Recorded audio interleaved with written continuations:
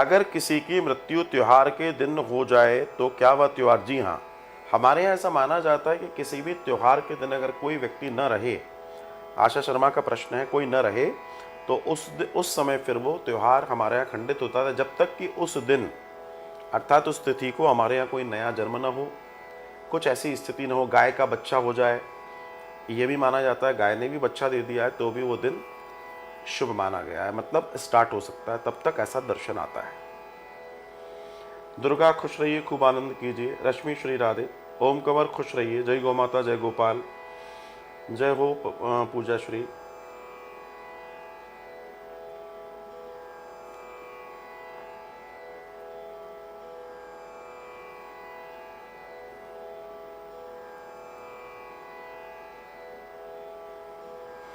सार्थक श्रीवास्तव ने एक प्रश्न किया, भैया सुन लो, ये प्रश्न आपके मन का भी है, सार्थक ने कर दिया है, तो सार्थक के लिए धन्यवाद। सार्थक श्रीवास्तव पूछ रहे हैं, दंड मुझे क्यों मिलेगा? अर्थात गुरुदेव जय श्री राम, अगर मैं जो कार्य करने वाला हूँ वो ईश्वर को पहले से पता है और कार्य भी ईश्वर की मर्जी से ही होना है, जो वो चाहेंगे, मतलब मेरी इच्छा से कुछ भी नहीं हो रहा, तो फिर मैं गलत करूं या सही, उसका दंड मुझे क्यों मिलेगा? दूसरा, फिर तो कर्म का सिद्धांत ही बेकार हो गया है। या तो कर्म का सिद्धांत सही है या फिर ईश्वर हमारे द्वारा किए जाने वाले कार्य का निर्धारण नहीं करते हैं, दोनों नहीं हो सकते। तो क्या सही है? आप सही कह रहे हैं, दोनों नहीं हो सकते। देखिए, आप लोगों का भी ये प्रश्न हो सकता है कि अगर सब ईश्वर ही कर रहा है तो फिर हमें अच्छा बुरा हमारे साथ क्यों? और ये चीज़ बहुत कीमती प्रश्न है, अच्छा प्रश्न है। लेकिन हमारे एक सिद्धांत आता है, हमारे यहाँ एक सिद्धांत आता है और वो है विधि। जब आप कर्म करेंगे, कर्म को करने के दो भाग हैं, इसलिए मैं आप लोगों से एक बार निवेदन करता हूँ, कई बार कहता हूँ, भैया गीता जरूर पढ़ो, आराम आराम से पढ़ो उसको। आप किसी शास्त्र के बतौर न पढ़िए, प्रेम से चुस्की लेते हुए एक एक दो दो पेज, तीन तीन पेज की आदत डालिए। मैं दावा कर रहा हूँ आपके बहुत सारे प्रश्नों का उत्तर आपको स्वतः मिल जाएगा। Now we comes on the point is कि आपने कहा अगर कर्म परमात्मा के द्वारा निर्धारित है तो फिर दंड भाग के भागी हम क्यों?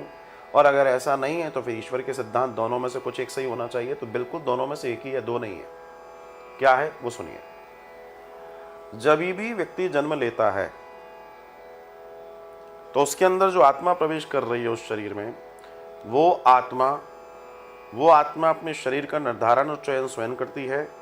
उस आत्मा के पिछले जन्म को जो संस्कार है, जो बोझ लिए बैठी है, वो उसी व्यक्ति में, उसी स्त्री पुरुष के द्वारा जो जनित संतान होने वाली है उसमें प्रवेश करेगी, क्योंकि उसको वैसा वातावरण वहाँ मिल जाता है और वो देखती है ये मेरे अनुकूल वातावरण है और वो उसमें प्रवेश कर जाती है।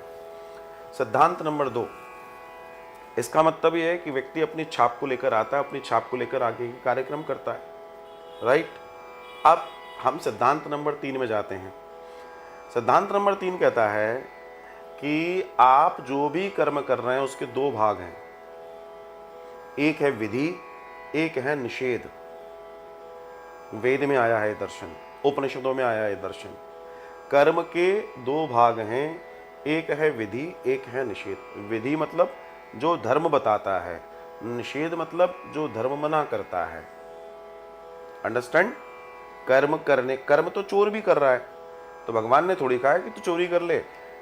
कर्म तो ये है कि कोई व्यक्ति किसी की हत्या कर रहा है, तो भगवान ने ये थोड़ी कहा कि हत्या कर दे। आप मेरी बात को समझिएगा। यहाँ पर जो सिद्धांत है वो ये है कि विधि मतलब उन्होंने कहा कि आप कर्म तो करें लेकिन विधि के अनुसार करें। अगर आप विधि के विपरीत कोई कर्म करेंगे तो उसका परिणाम फिर उल्टा ही होगा। तो आप किसी को चाटा मार के सोचें कि आपके साथ गलत ना हो, तो ये तो दिमाग से निकाल दीजिए। और आप किसी का अच्छा कर रहे हैं, आपके साथ अच्छा ना हो, तो ये भी संभव नहीं है कि आपके साथ अच्छा ना हो। आपके साथ अच्छा होगा, जो बोएंगे वो काटेंगे। तो सैद्धांतिक तौर पे एक बात जीवन में ध्यान रखिए कि निश्चित सारी चीज़ें कर्म, सारी चीज़ों के पीछे ईश्वर खड़ा है, लेकिन ईश्वर ने आपको विवेक नाम की एक चीज़ दी है जो स्वतंत्र प्रभार से आपके पास में है। जी हाँ, स्वतंत्र प्रभार से आपके पास एक चीज़ है जिसका नाम है विवेक।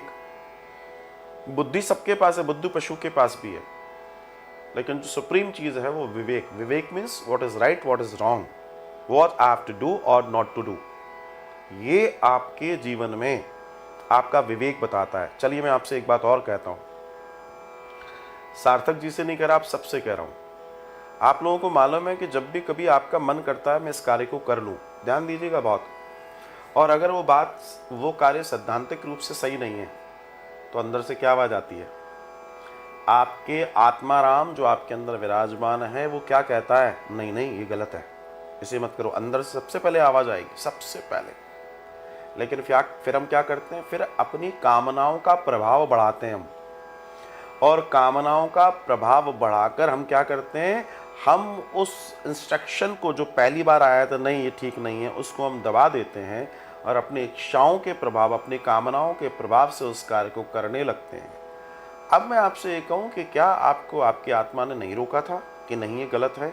ऐसा दुनिया में कोई नहीं है जिसको कभी आत्माराम ने, अर्थात उस परमात्मा ने प्रथम दृष्टया ये नहीं कहा हो आपके मन में नहीं ये गलत है।